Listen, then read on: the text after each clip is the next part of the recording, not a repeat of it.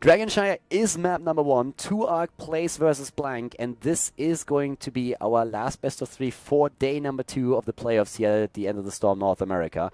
2ARC versus Blank in the losers bracket, and of course potential bans now. Zagara, Tyrande, Kel'Thas. Tyrande banned out immediately, and Team Blank could counter with that Kel'Thas here, which could result into that Zagara as a first pick. We've seen that happening a lot. And it is also happening in this case. So it's a bit of a shift away from what we usually see as those first picks. Blank, they still have a few options. Personally, I'm really hoping for a Cho'Gall to be played at some point during the series. It's not going to happen as a first pick, so don't get me wrong. But it would be pretty fun if it would happen, since both of these teams have played Cho'Gall in the past, and we've also seen some Nova play on their side. You have a few options with the early pick. Muradin can, for example, be played. Muradin with an Uther. Muradin with a Sonya. ETC Uther is an option. You can go into a Jaina. Uther already secured. And the only question is, for me personally, which kind of frontliner are they going to run the Uther with? Or do they really commit to something else to damage dealer this early in the draft in this particular setup? I would personally say that it's most likely going to be either the Muradin or maybe the Jaina if they really want her, because 2ARC, of course, they have the potential to combo a more of with the Ring of Frost and also with the potential Blizzard, so that's always a bit dangerous. Blank will have to think about that, and that Jaina is definitely one of the sore spots, but they still go into the ETC Uther combo. We haven't really seen it a whole lot today, so teams move a bit away from it, but it's still a strong option. 2ARC, in my opinion, would be very well advised to get that Jaina going now. Jaina Muradin, with the setup that they have, would be a very, very strong start. Muradin already secured, and there's the Jaina. Very, very solid options here for them. Now, Blank, they could ban a Sylvanas out there. I don't really know what they're going to pick, of course, but if they don't want to pick a Sylvanas, then they would probably be well advised to take Sylvanas away from the opponent in this case. Since it's already difficult enough to use, like, to go up against that Stormbolt with Blizzard, Zagara, more, but if you have also that silence on top of that, and even like Zagara and Sylvanas on the same side, that can be really, really brutal. There's a lot of other stuff, on the other hand, that's happening as well. They ban out Tyrael. Well, I guess they want to make sure that that Mosh Pit ETC is not going to be counted out, so that makes sense too. But let's see how 2ARC is going to play this at this point. They ban out the Kerrigan, alright, with the ETC already in play and quite a bit of stun that they want to make sure that Kerrigan doesn't get that Divine Shield either. There's still, of course, the option if you want to play with a melee assassin that you simply go for a Thrall, which is probably the most popular melee assassins that we see right now. We have seen him several times today already. Like, fans of Green Jesus definitely have a fun time now. The meta has changed and he is back to business.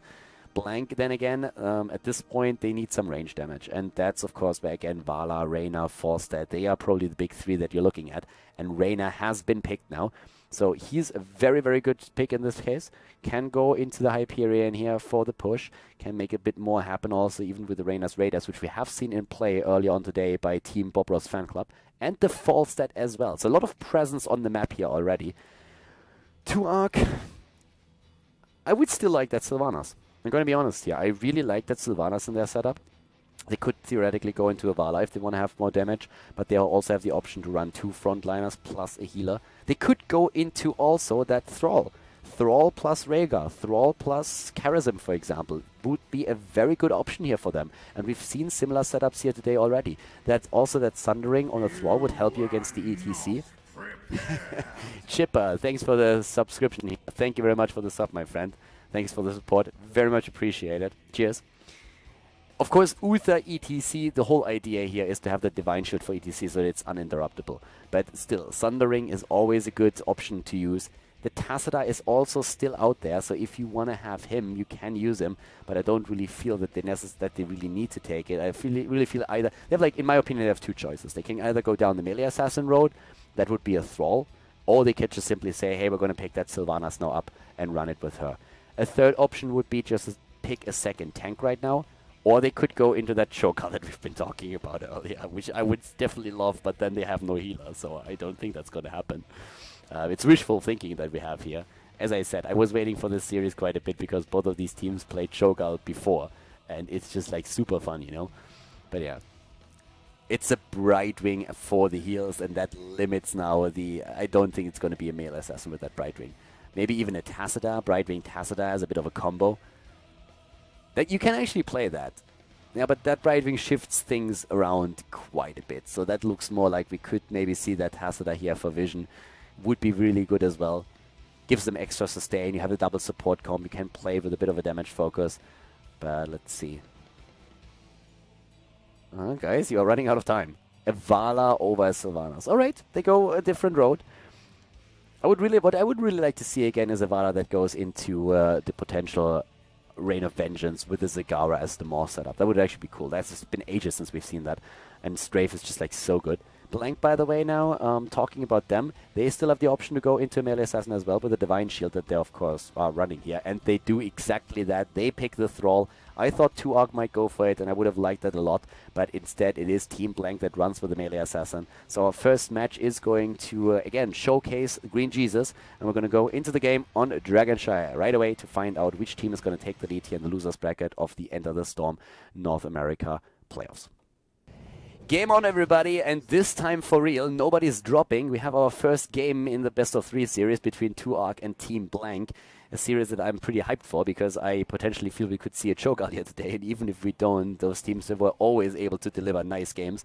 We have Insomnia on Brightwing for 2-Arc. We see Sunshine on Muradin. Kron on Jaina. Sheth today subbing in for 2-Arc. He's playing Zagara for the team. Traitor on Vala. And to the right side of the map, we have Team Blank with Biceps on Falstad. Meadow on Thrall. Shot on Reyna. Game Chess on Uther. And ETC is being played by Araragi. So yeah, with the builds that we see, we have once again the Rolling Thunder on level 1. Now we saw a couple of hybrid builds, but of course usually that indicates that we're seeing a full Chain Lightning build here for Meadow with a follow-through on level 7. That's at least the first assessment that we have there. In the case of Falstad, it's updraft with the increased barrel roll range. Personally, I'm really a massive fan of going into Seasoned Marksman here, especially if you're up against a heavy hit point tank like, for example, Muradin. So he can just like receive all the damage after the level 13 talent if you're trying to go into the Giant Killer. So that really helps. But in terms of builds, we see Lingering Chill taken again, that move away from the Deep Chill towards Lingering Chill after the last patch. Zuna, one of the few Jainas actually that still goes for the Deep Chill here. He really likes that, and we've seen that several times being played, as the Bobros fan club was already playing earlier today in the semifinals of the winner bracket, and then also in the winner bracket final. Successfully advanced to face now, well, whoever makes it into the grand final through the losers bracket. Pressure play in the middle of the map. And with the builds there, we see Prokrog on ETC. He has the level 1 talent, so he's going to be able to just get a bit more self-sustain in, and he kind of needs that too, because let's face it, ETC as the only tank is always a little bit iffy. That's where Uther's Divine Shield is going to be really nice, because they might need that then later on to keep him alive. And the whole idea is, of course, to just use ETC with the Divine Shield into a mosh pit anyways. Yeah, the whole idea of this one is to take down Thrall, and Brightwing falls at the bottom, but Thrall gets dumpstered on down to the top. So yeah, he has no chance of making anything happen there. Of course, already Falstad flying around here again. Falstad on his move, taking over the experience. And that's one of the big advantages that we are actually seeing on the side of the red team. Team Blank is in a position where they can just simply rotate with Falstad once that a hero dies. Whereas, of course, potential experience is lost at the bot lane as Brightwing died there. Already shot in position. But it is the blue team that has a slight experience lead, and also now the full control over the top temple, or the top shrine, thanks to Zagara herself. And this is starting to become a little bit iffy for Team Blank. So 2-Arc is actually playing a very solid match here so far. Peekaboo even taken out on level 4. And at the bot lane, they are aiming for Shrine number 2, but Thrall, he's gonna have none of this. Nope, he's at the top lane, he's hammering that Hydra down, but Sheth is there, and Sheth is really pushing him back, and without any kind of like towers at the wall to protect him, Thrall is not gonna have an easy game there, not at all. Went into the Ride the Lightning on level 4, so it's gonna be a follow-through on level 7 for him to get that extra damage out on his auto attacks. Now level 5 a little bit earlier for 2-Arc, and they are playing a really solid match here, at least in this early, I mean it's super early in the game, don't get me wrong, but so far they're really doing well. Rotation with 4, and Shot is gonna drop to this one. Yeah, they get the kill, Sunshine is alive, and ETC now dead as well. Great double kill. 3 kills against 1, very well done here by 2-Arc, and now they also have an arrow build on Vala, which is of course one of the builds that you can really use on a map where you are oftentimes ended up in a 1 versus 1 situation, thanks to those shrine fights and those battles, and that gives you just like, with the siphoning arrow, a very nice amount of health back, and you have with the puncturing arrow also a great range and the additional hit of course on the arrow itself. So far, so good on the side of 2-Arc. I mean, they don't get a Dragonite out of this just yet. It's a bit too early, and even with the changes to the death timers, it's not as high as that you can simply take the Dragonite off the single kill in the early game. But we have already up to the top lane that potential to drop. Yeah, oh, Sunshine. He misses the Storm Bolt, and yeah, that was a bit unfortunate there. It was a nice trap against Thrall, and he even moved into it. But Brightwing, no blink heal for you, bad boy. And Brightwing is dead again. The entire time. Brightwing is a little bit like a retarded frog in my personal opinion. It's just like really weird. So personally I feel Brightwing needs a doctor, no offense. But then again, I'm a little bit of a Brightwing hater every now and then, so yeah. Oh, that Storm Bolt! That piercing bolt, yeah, that really worked well, but Biceps just barely escaping here. That was a pretty close call there. That could have been an easy Dragonite if not for that Storm Bolt.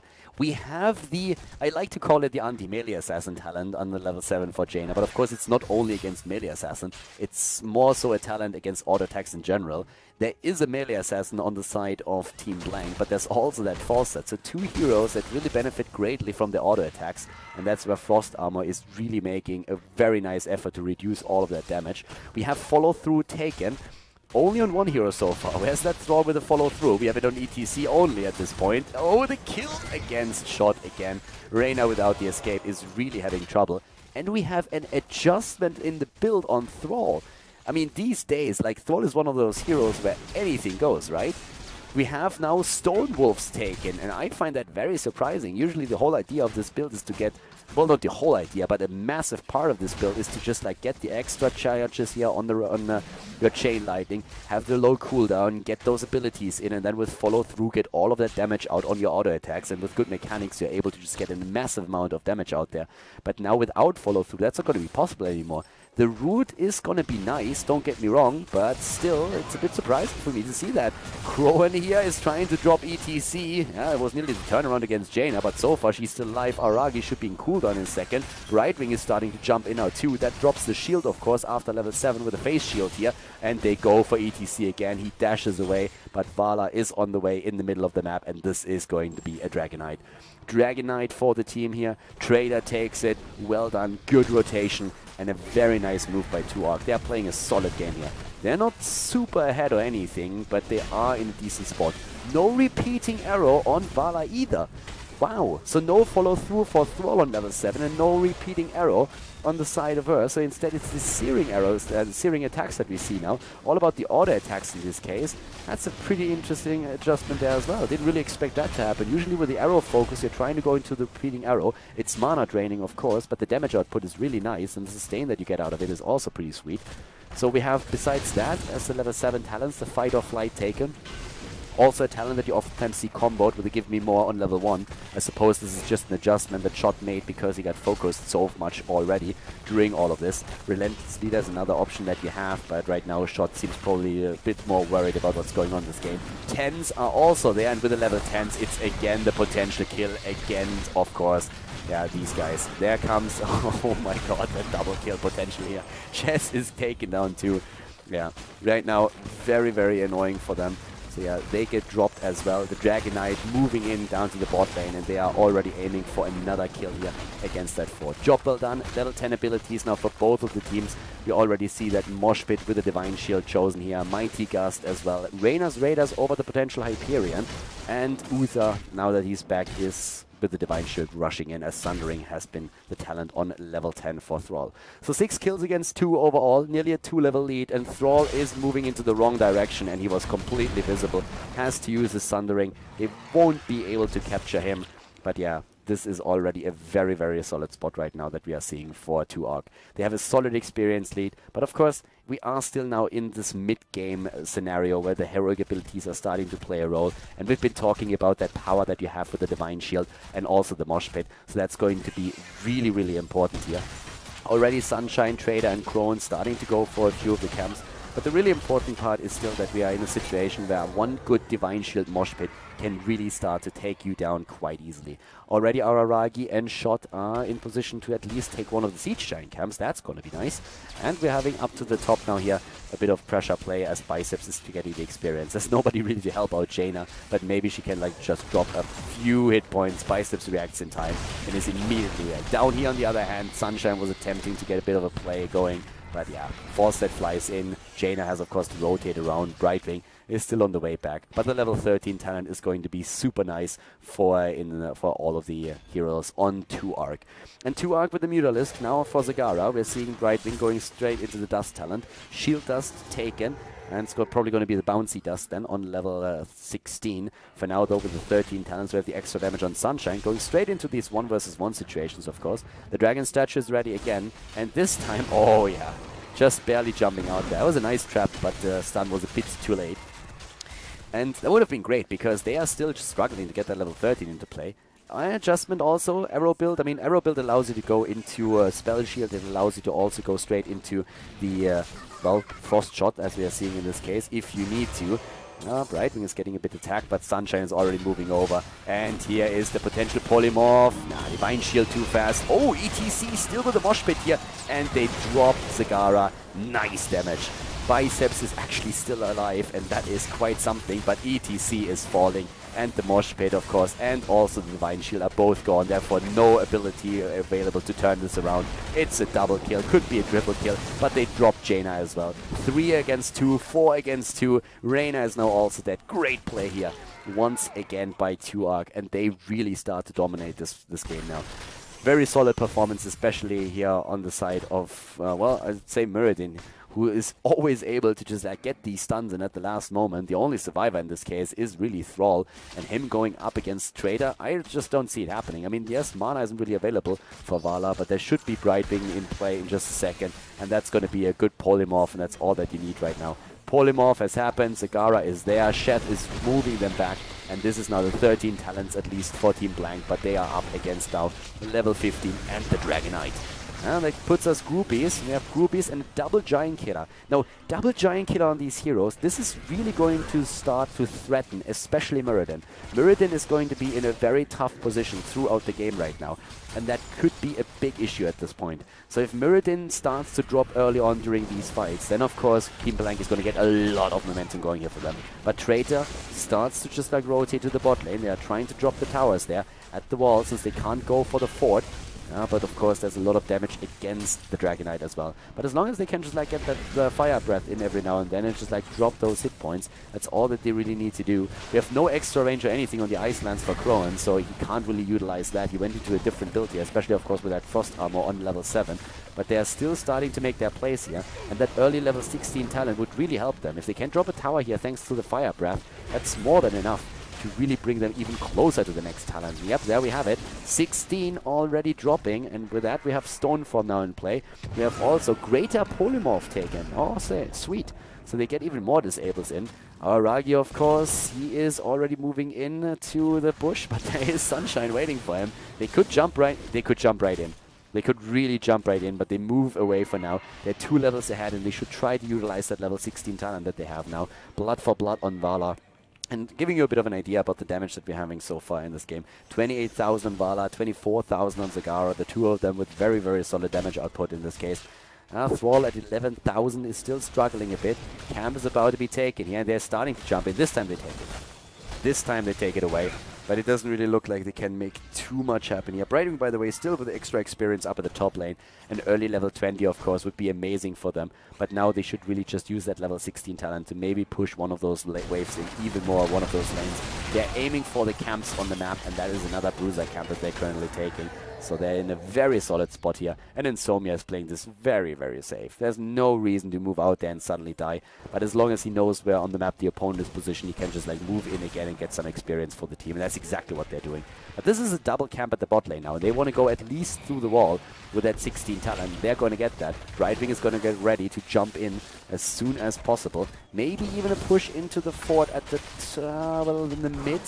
The fort is really low, so they could start to rotate over, drop the roaches. They want to get the tower here first, and they get that. Brightwing is keep pushing the top lane where the Bruiser camp is moving in. The rest of the team moves around. They don't really capitalize on that 16 talent, to be honest with you. So they get the experience here, and they're still 2 level ahead. So they start to take the camps on the map. They get the experience when they can. They have Brightwing at the top lane, still doing the same thing. But it's not like they were really in a position where they could really get too much going now.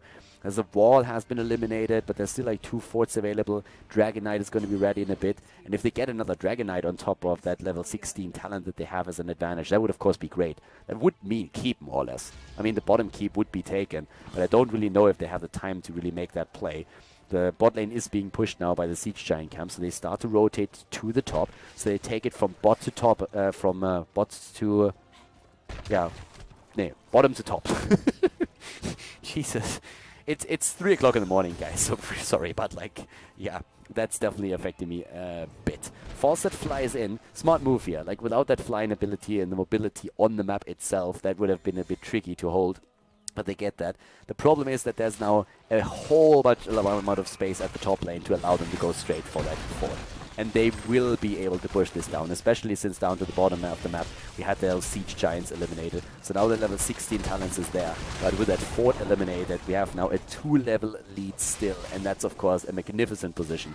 We still see now the Forked Lightning taken after the Restless Wolves on level 13. So again, an adjustment here in terms of the builds. Normally we're having on level 13, I mean, you can go Spell Shield, which is actually quite popular, but after that the extra root, it's now the cooldown reduction as well. So there's a lot of control that you get with this. Brightwing, talking about control, controlling the bottom of the map now. And we have Bullseye taken, Benediction, and the Imposing Presence, as again the attempt for the dragon has been thwarted by the red team. But still, here comes the attack. ETC, keep that Mosh Pit Divine Shield in mind. That could be happening right now. Already Sunshine has to move away, and that's exactly what we've been... Oh my god, no. Oh my god. Uther misclicks and Divine Shields himself instead of ETC. So ETC is dead, and oh god. You could see the damage against Mirrodin, by the way. Like, those 2 giant killers are brutal. And here comes the Maw. They are going to get Uther now as well. They can move in for him, and that would be an easy kill. There's no Divine Shield ready for him anymore. He's trying to keep himself alive, but yeah, 19 versus 16 now. And 2ARC is in an absolutely fantastic position right now. Insomnia is capturing the Shrine. In the mid lane, they're ready for the Dragon Knight. This should be keep. This is gonna be keep. I mean, they don't even have to go through the fort in the mid lane.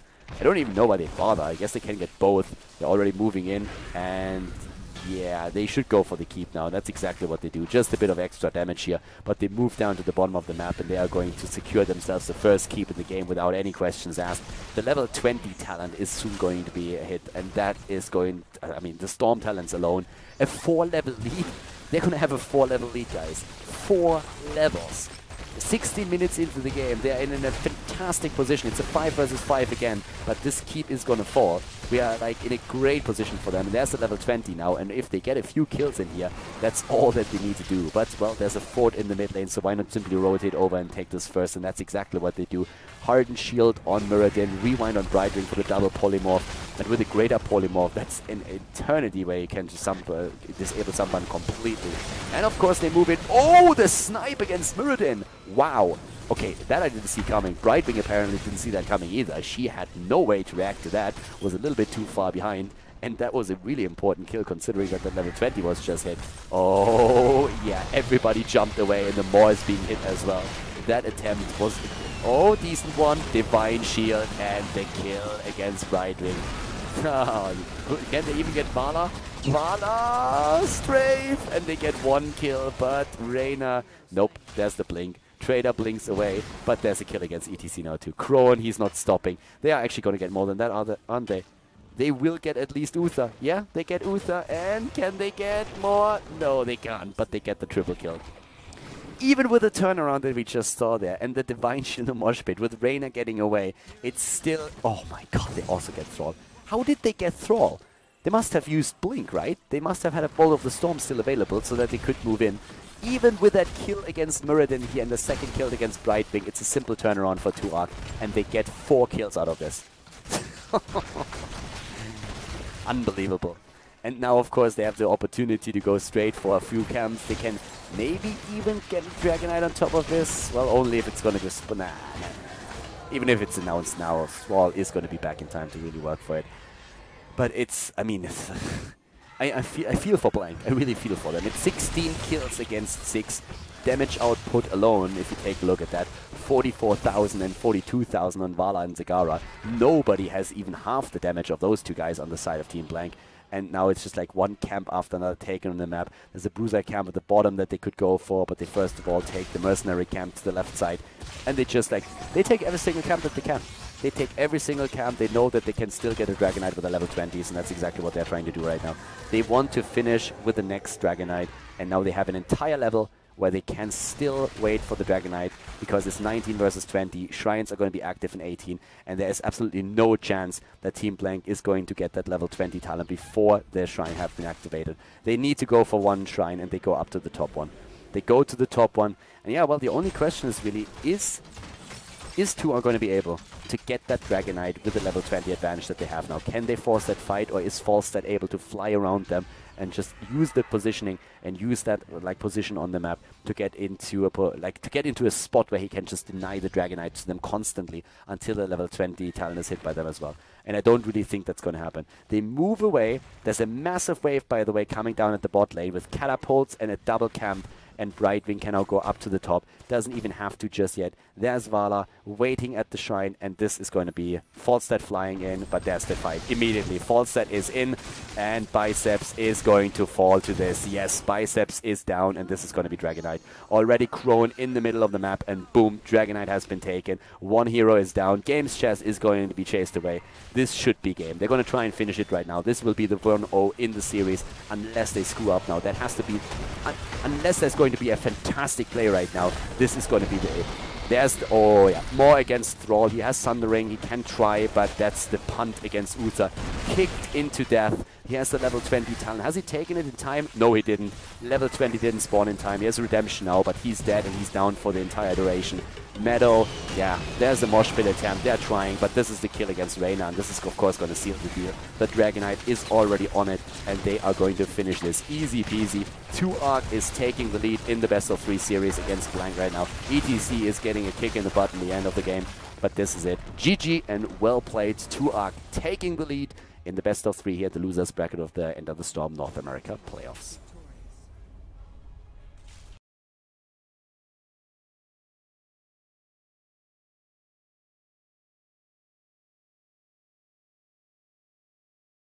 Deal. Well, here in Heroes of the Storm, in our game, we have on Tomb of the Spider Queen a ban on Kel'Thas and Tyrande. Pretty standard here, going for 2 of the strong ones. And Blank starts it with an Uther that allows now Jaina and potentially Muradin to be picked by Tuark, but they could also try and take away once more, of course, that ETC, which apparently Blank is aiming for again. And yeah, this is actually like a pretty interesting draft now, because Zagara would also be a very solid hero on this map, and she has been focused as a first pick a lot in the scene, and there she is together with Jaina. That's the alternative of what they could have done here. So Blank with a potential ETC again, if they are going to try and run that mosh pit combo once more that they had in the last game, but no, a Kerrigan commitment before the bans happen. Stun City right there. Muradin, Kerrigan, and Uther. Alright, we are gonna see a very aggressive game from Team Blank. And now, that's also going to limit, unfortunately, the chances that we are going to see, like, maybe a Cho'Gall here, with this heavy of a lockdown attempt here, I suppose. But Tuark, when it comes to the bans, I mean, range damage is something that Blank, for example, doesn't really have yet. So Tuark could really think about just, like, negating some of the range damage, and they themselves might be just able to pick up a Tyrael. Tyrael would probably be a very nice addition to their setup, since with Sanctification you can negate a lot of what's happening there now. Sylvanas is been banned out, okay, so that helps. That's the additional silence to the setup that is being run here. ETC, of course, as a ban for Team Blank, because they want to make sure that Tuark doesn't get that chance to use him here. Now, when it comes to the tanks, I could see something along the lines of a Johanna plus a Tyrael being chosen now.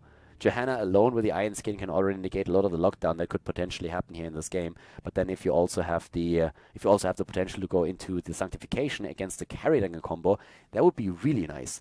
That would be actually a very, very cool move. So not 100% certain if that's going to be possible for them here, but still, it's something that they could think about taking now. At least I know I would. So yeah, Tuark. I would still like that, to be honest. I think a Tyrael would be really good with the Johanna. and then you go for your heals.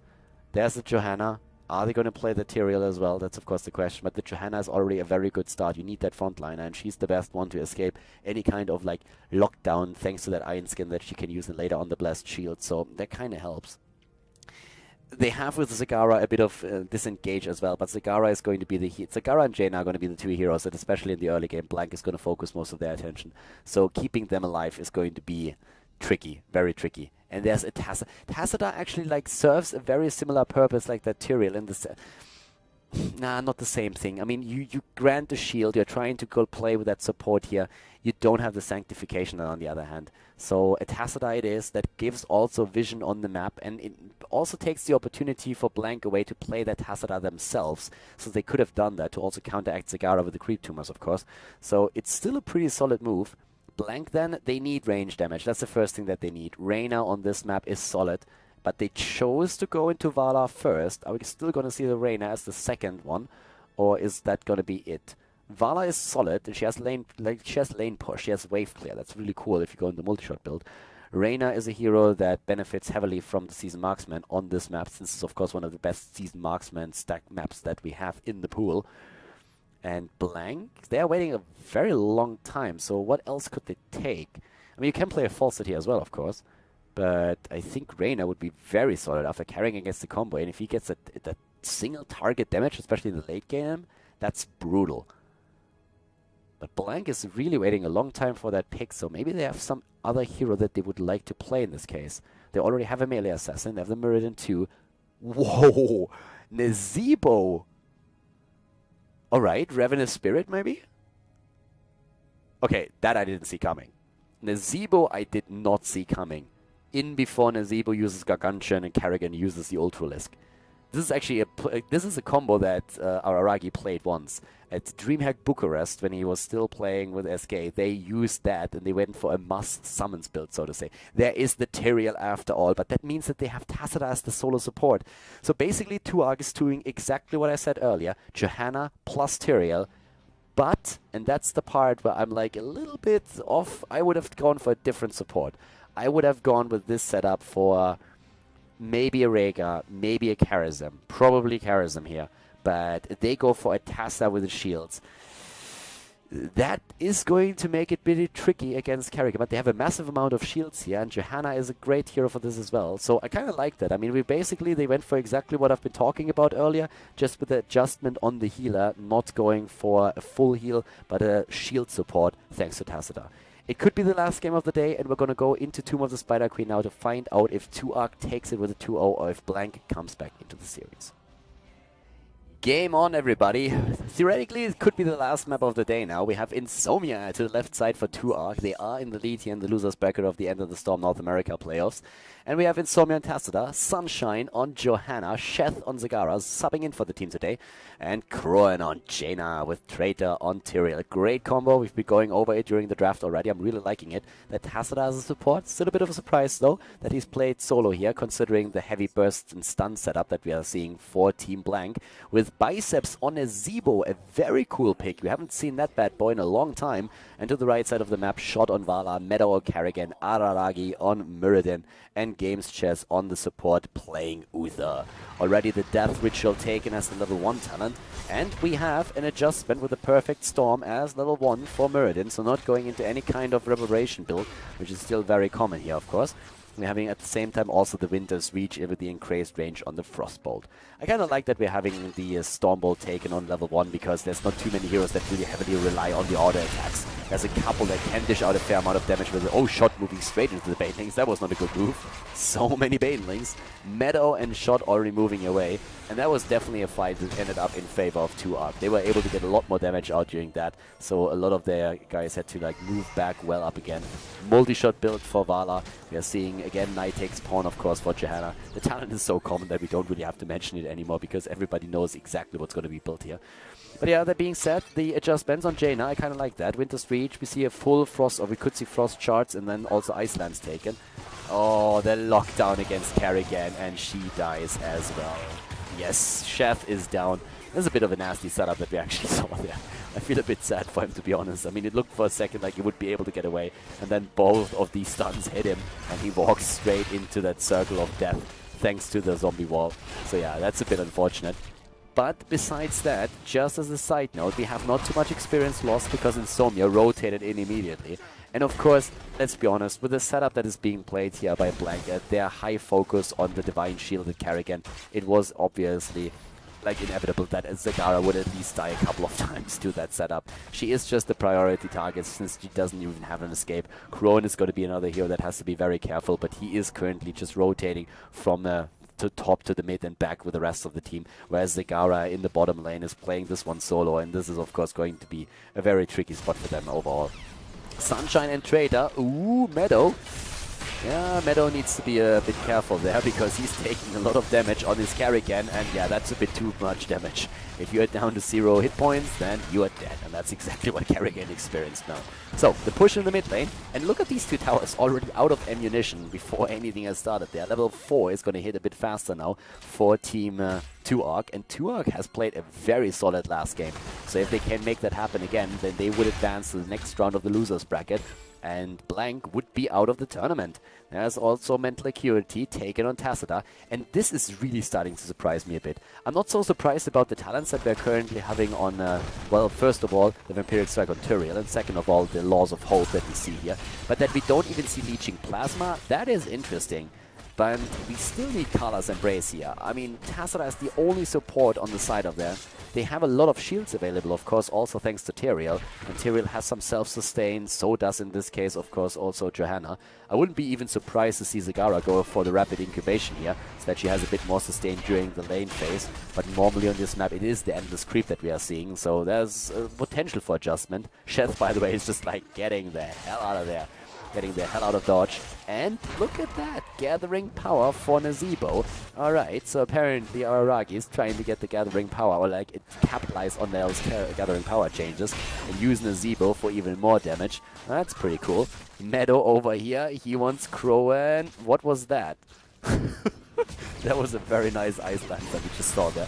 Very nice Frostbolt. Frost Charts has been taken, and Kerrigan again getting wrecked. Yeah, Kerrigan down for the second time now. And the turn-in potential is there for the blue team. 2Arc could turn in. Wow, Shot had to move away there now too. Down to the bottom of the map, Bicep still playing against Shatling, going toe-to-toe with each other. We have the full Arsenal composite arrow multi-shot build now with a clean kill and the siphoning impact on Kerrigan. And in the mid lane, the pressure play. Wow, they drop everything. They have the early level 7 and the potential to turn in now easily at that.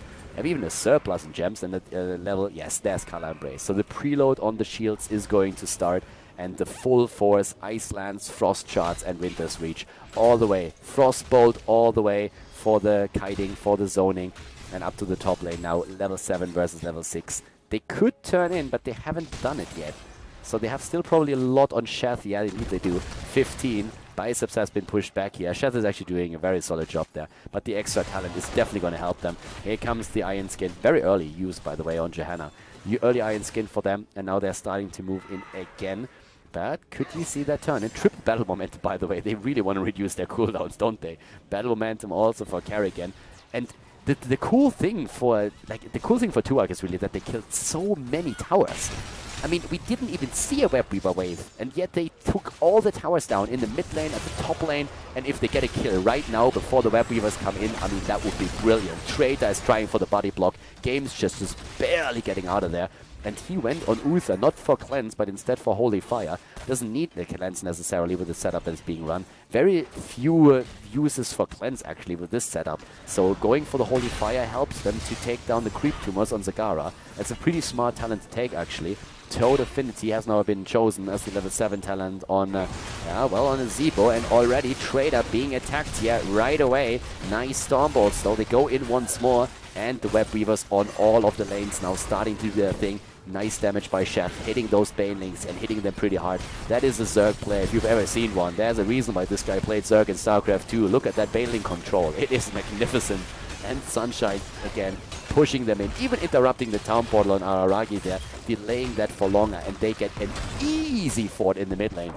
Top lane, of course, was pressured as well, but that Web Weaver has been defended against in an entire level lead. And guys, if they start dropping these towers at the bot lane now too, then they will hit a super early level 10. And with that level 10, they could get another Web Weaver wave before Blank gets anything done there. And that is, of course, the dream on Tomb of the Spider Queen.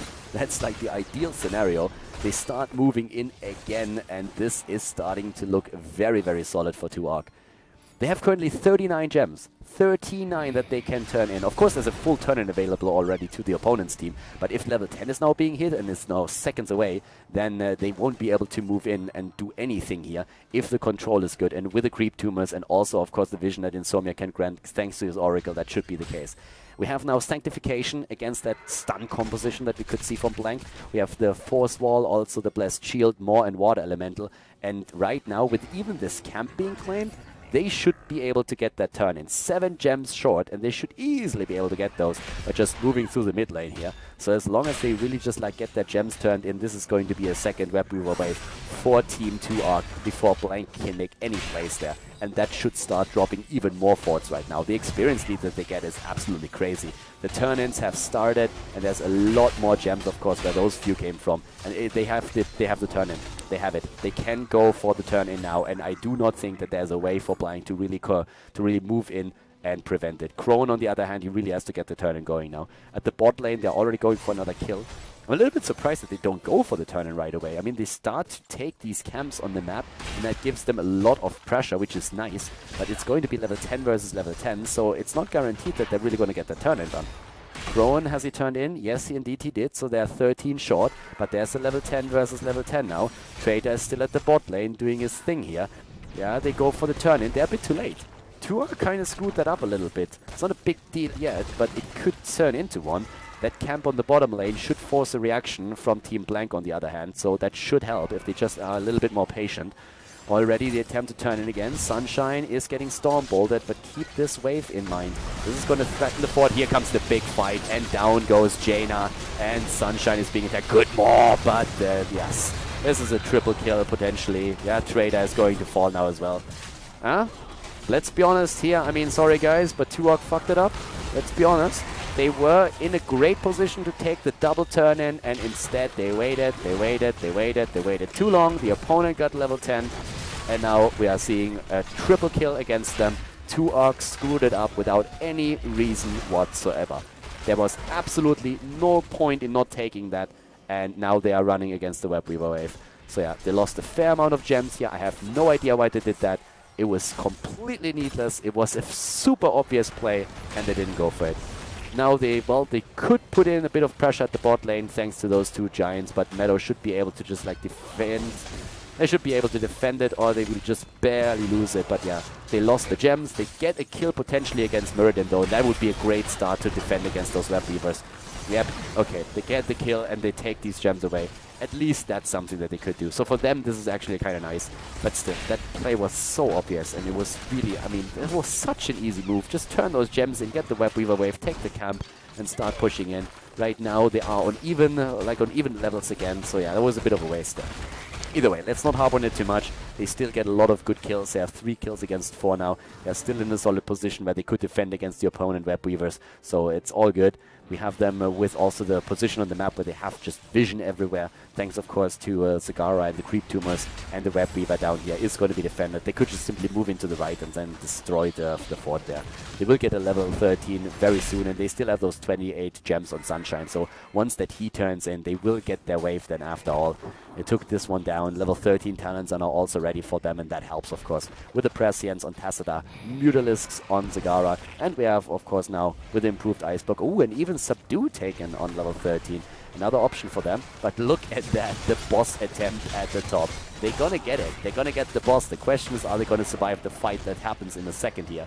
Because, yeah, boss is taken, and there's like, they're trapping them, and they're starting to move in. This is a kill on 13 talents versus 10, and this could backfire fast, especially since Kerrigan is already struggling.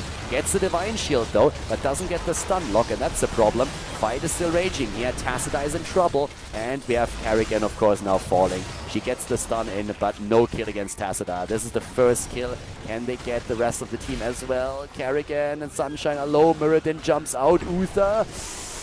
Yeah, he tries to go for it. Oh, Sunshine actually surviving thanks to his skilled move in there, the stun. And Games Chess is down. The Maw is now hit as well, and they are going to take Biceps too. It's a triple kill. Triple kill, and the Web Weavers, they went through the mid lane. The boss is defended against, and now this is of course going to be a push at the bottom lane as well. Still a level lead, and everybody's moving up to the top where the fort is still available and is going to fall eventually. So yeah, 2Arc with a very solid position here in the game right now. Level 13 talents for both of them on the other hand, and that is the thing of the deep with the extra range of the abilities. We have Spell Shield taken, no Frost Shot. So with all those, especially of course with those Frost Bolts that are being shot out, looks like we are on those Storm Bolts, sorry, the Storm Bolts not, but the Storms. The simple Storms, my bad. Yeah, we're going to see the adjustment here on the build for Vala. Lingering Essence has been taken and the Thunderstrike. So 2Arc is still in the lead with more than a level in experience that they are ahead. They have still 51 gems, so they're close to another turn-in. So they can really try and get maybe even level 16 first and then go for the turn-in attempt here. We have a very solid position. Actually, Sunshine could try and get rid of his ones first, but nope, he's moving down to the bot lane. And with the Subdue and everything that he has, it looks very much like we are going to see another camp fall. Already the camp in the over here to the left side has been taken. The same true for the opponent, and Sunshine is not alone at the bottom of the map. Yeah, they are going to try and go for the kill. Can they go for the turnaround? Blessed Shield. And Kerrigan jumps in, but actually rethinks, yeah, mistakes were maybe made. Biceps here in the back line with, again, the Ravenous Spirit, but Condemn is sucking him out of it. And Somia is trying to stay alive here, and they go straight for Araki. Oh, the Maw against 3, but Jaina still dead. And it's a double kill right off the bat when that Maw ends. They take down now also Nazeebo, and Kerrigan, Zagara dies as well, but there, it's a 3 versus 2 still, and they are going to get mirrored there now if they can get hold of Araki again. And he has 37 gems, and all of them are lost. All 37 gems are lost. And Kerrigan is the only survivor in this case now. 16 talents are also ready, and that of course allows the Dimensional Warp. It also allows the Shield Glare talent, the Holy Renewal. Meadow might actually not escape here. Meadow is still there, and yeah, okay, they're not going to chase him too far. They're instead just simply going to go straight to defend the mid lane first, and now they can go for the turn and can even time that with Zagara, which they should. They have 63 gems, all that they need, and they basically took all of the gems away from the opponent. So Team Blank, they lost the entire gem count that they had here. Pretty brutal, actually. And yeah, that fight was... It looked really strong at the beginning. Sunshine is just like back to the camp where it all started. I mean, this entire battle started with Sunshine aiming for the camp down here to the bottom, and then suddenly he was ganked, so he moved away, and then it was the turnaround attempt, and immediately the big fight starting, and it was nearly a team wipe against Team Blank. So it's 6 kills against 10 now, and there's those turn-ins that we've been talking about, and that's of course the Web Weaver wave, and an easy one at that. They have the level 16 talent with the Holy Ground now taken, with Northern Exposure and the Brood expansion. They go in and try to push these lanes back even harder. We're going to see 16 though for the defense happening as well. But not a single fort has been eliminated. I want to highlight it again. Not a single fort has been eliminated on the side of 2Arc. Like, they did not lose one. They killed 3, but they didn't lose a single one yet. They are all very low, but still, they didn't lose one. So now, again, Meridian has to hop away there. Nice force wall. Doesn't, of course, threaten him too much. He has to use the cooldown on his Dwarf Toss, but that's about it. Level 16 talents now ready for the team. Benediction taken. After the Lingering Essence, it's now the aggressive defense and the Hardened Focus. Reduction on the cooldowns for Nazeebo on 16. Yeah, that Gathering Power was, of course, reset after he died in the last fight. Kerrigan moves in, has the Divine Shield. They go for Zagara, and Zagara dies. But Kerrigan is far out, and so is Vala. Vala moves away, and in the backline, again, that heroic ability. Down goes Crone. It's the double kill. Nice play. Really well played. And this is really starting to show a bit the problem that you have with that Tassadar. Once that the Kerrigan is in the middle of them, there's very little that Tassadar really adds in terms of defense. That shield can be nice, and the preloading is, of course, incredible. But the problem that you're still running into is that Kerrigan is trying to wreck you, and once you end up in that stun, there's just nothing that Tassadar himself can do. Like, throwing that shield out every now and then is just not going to be enough. So we have still the push happening. We see 24 additional gems for Team 2Arc, but when we're looking at Blank, they are now on 58, and that's a turn-in for them, and the boss at the top, and they're going for it once more. So the boss is attacked. I don't think that anybody saw that, actually. I don't really think that was revealed by the minions, and it's 18 versus 17. We have the rotation to the top. Sunshine, he seems to be, his spider senses are tingling, but they are going to be too late, aren't they? Well, if they move over now, there's the boss. Can he move on to the point? He's trying, but he gets stunned, and yeah, boss is claimed again. It's still a question if you can win the fight. The maw has been used, and they're moving in. Divine Shield is not ready. It's another 6 seconds until it's back to business, but the same is true for the heroic abilities for the opponent. And once again, the boss is starting to make its play, but they're going to go for the fight, and they get games chess. Uther is down. With Uther down, Divine Shield not even used. He didn't get a chance to use it, but Jaina is dead again. Kerrigan, on the other hand, she might die too. They're going for Zagara, and here is again Nazeebo with the heroic ability. Kerrigan dies, Zagara is dead too. It is a 3 versus 3, but shot is extremely low. He's trying to turn in those gems on the other hand, and they are going to get that turn in done, and that is the Web Weaver wave that is going to push after the boss just started to go straight through the top lane. Great play here by Blank, 10 kills against 12, and you can really tell that Uther is starting to get a lot of numbers out there. He's currently at 37,000 heals.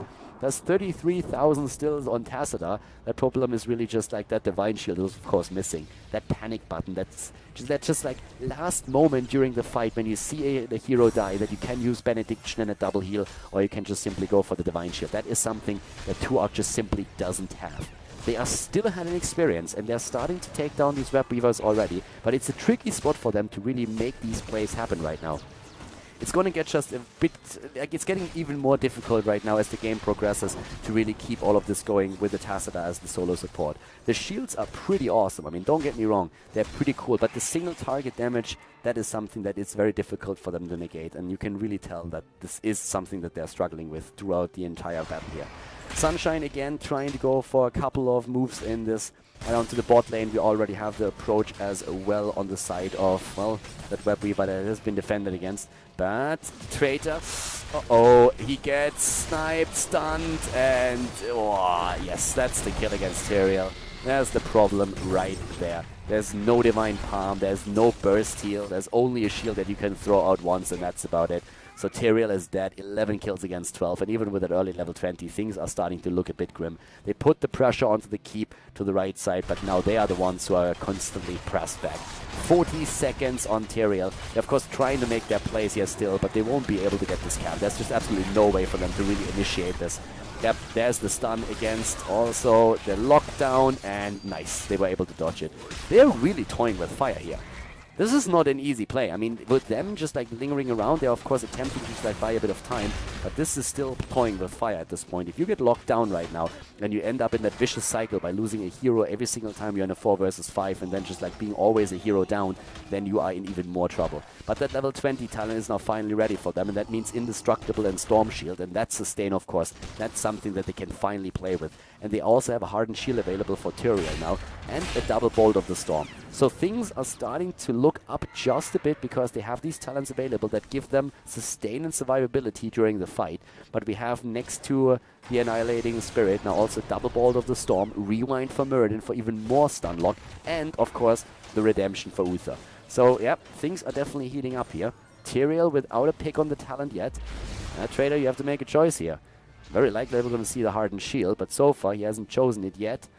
I don't think we're going to see the Holy Arena there, but well, we're going to find out eventually what he has took. There's the Hardened Shield, alright, takes it in the end, and here comes the battle. They're trying to go for the fight. Kerrigan jumps away already. Araragi is alone. Subdue slows him down. Traitor is waiting. Here comes already the slow, and this time Araragi is put to the wall. Biceps is stunned out. Nice, the Ravenous Spirit. The Annihilating Spirit was stunned out, but already Maelstrom used. Kerrigan goes in, but the kill potential. Yes, Kerrigan is dead.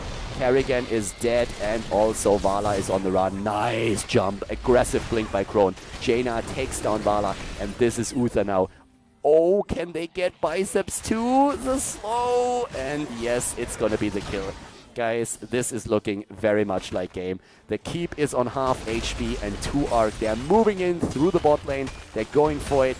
They're taking the keep, and it's a 5 versus 3 situation. And and they can now simply go in. GG already called.